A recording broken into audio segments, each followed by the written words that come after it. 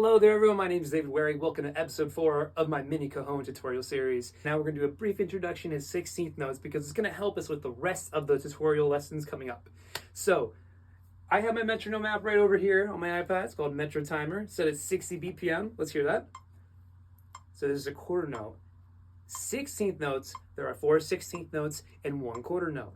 We count it as 1 E and 2 E and 3 E and 4 E and something just to keep in mind. What I want to get into with you today is the 3-stroke ruff. The 3-stroke ruff is a variation of the single stroke roll, and it can be either right, left, right, 3 notes, or left, right, left. This is a highly versatile rudiment that I use for grooves, groove fills, fill ideas, all things in between. So to get us started, we're going to play 3 notes, da, da, da, when we get to count 4. And these 3 notes, we're going to count it as 4 E and.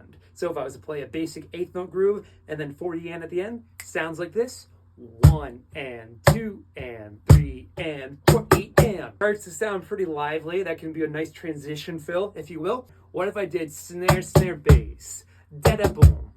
1 and 2 and 3 and 4 E and. Another example, what if I move this to count 3? So it'd be 3 E and, but I make my right hand only play bass, and I make my left hand only play that 1 snare note. So it'd be 3 E and, 1 and 2 and 3 E and 4 and.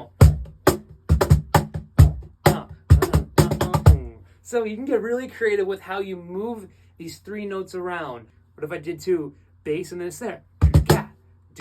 Instead of doing all 3 off the bat like that, we can pace it out. So going back to count 4, we're going to go 4 and or if I add in the space in between, so you can really feel the space, 4 E and I'm not playing E, I'm playing and 4 E and 1.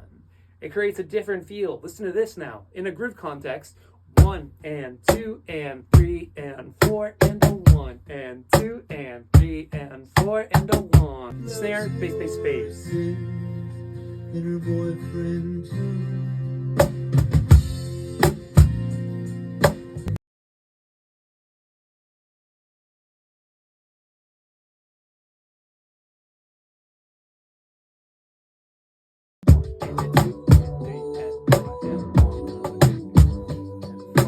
And that's a wrap for episode 4. Thank you so much for watching. Please feel free to leave any comments or questions down below. I got you covered. Looking forward to next week's lesson. We're going to be diving into 6/8 time signature with some grooves, some fills, and some songs. Looking forward to it. See you then. Take it easy.